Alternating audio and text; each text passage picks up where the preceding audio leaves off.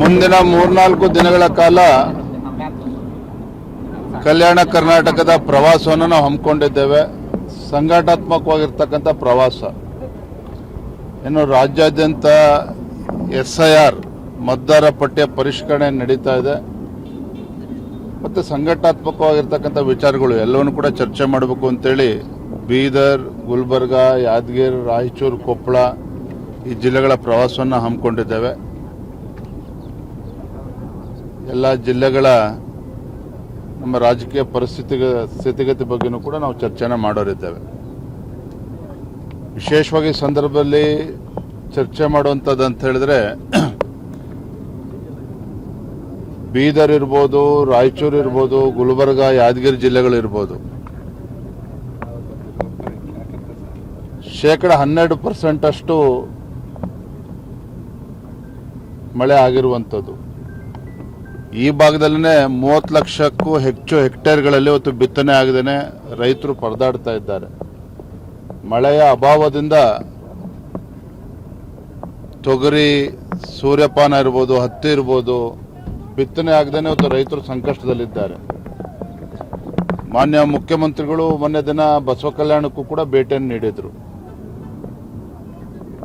Photo shoot ಮಾಡಿಸ್ಕೊಂಡು ಹೋಗಿದ್ದಾರೆ.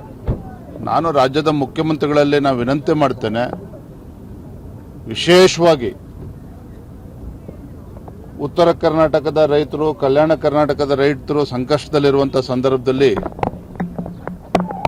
ಕನಿಷ್ಠ 50,000 ರೂಪಾಯಿ ಒಂದು ಎಕರೆಗೆ ಪರಿಹಾರವನ್ನು ನೀಡಬೇಕಾಗ್ತದೆ.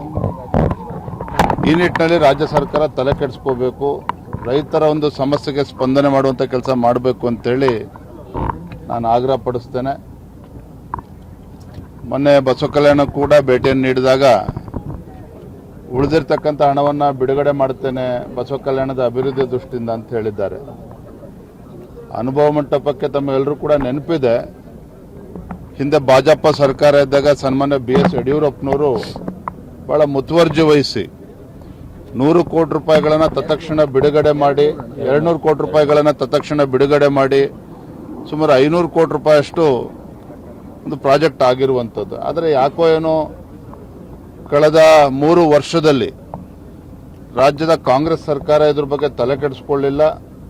ಈ ಭಾಗದ ಜನರು ಒತ್ತಾಯ ಮಾಡಿದಾಗಲೂ ಕೂಡ ಅದ್ರ ಬಗ್ಗೆ ಏನು ಚಕಾರವೂ ಕೂಡ ಎತ್ತಿಲ್ಲ. ಅದು ಈಗ ಮಾನ್ಯ ಮುಖ್ಯಮಂತ್ರಿಗಳು ಅದ್ರ ಬಗ್ಗೆ ಚರ್ಚೆ ಮಾಡಿದ್ದಾರೆ.